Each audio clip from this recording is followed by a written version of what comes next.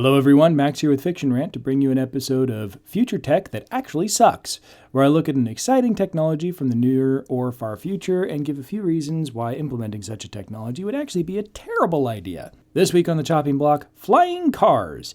These are a staple of sci-fi everywhere, from Blade Runner to The Fifth Element to Star Wars, and on its face, yeah, it would be super cool to be able to get off the streets and either go from place to place as the crow flies, or in specific traffic lanes, but, elevated 1,000 feet or so. The issues with flying cars are largely obvious, but let's go through a few all the same.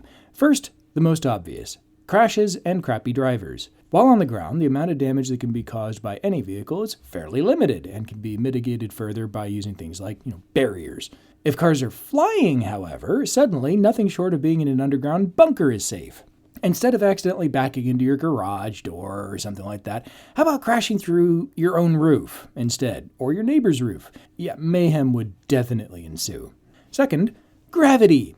In most stories where vehicles can fly, they also have some way of hovering in place, which is super handy, and means you don't have to be moving quickly to stay airborne. The issue is that if you lose power while hovering or, moving, you'll still do as gravity demands and go smashing into the ground, or whatever happens to be between you and the ground. In sci-fi, every vehicle, no matter how badly maintained or damaged, always manages to stay airborne. But in real life, that's a pretty absurd thing to assume about any widely available technology. Contrast that with ground vehicles. You know what happens when your car breaks down?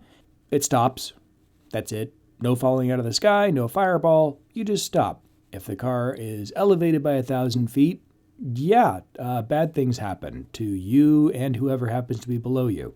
Third, fuel. This one tends to get hand-waved with futuristic energy sources that run on hopes and dreams and stuff, but the fact is staying on the ground takes way less energy than staying airborne, no matter what kind of energy source you're using. These days in particular, limiting emissions is a pretty big deal, so burning a ton of extra energy to get airborne travel for everybody for a little bit of extra convenience and shaving a few minutes off travel times would be pretty hard to sell on a societal or climate level. Fourth, traffic control. Granted, in every sci-fi I've ever seen, everywhere flying cars are common include specific lanes in which to travel, which would certainly help, but you think that managing traffic in 2 dimensions is challenging? Add a third. See what happens. Just imagine the mess of New York traffic being 3 layers high, with everyone leaning on their horns because they're still in traffic jams, but now there's people and noise in every direction, all driving like jerks. So what's the solution? Well, for starters, we already have flying cars of a kind. We call them helicopters, and they're tightly controlled and used mainly for emergencies and military applications, and, wealthy people have them, of course. And I don't think that should really change. But what about for everyday folks who can't afford their own helicopter?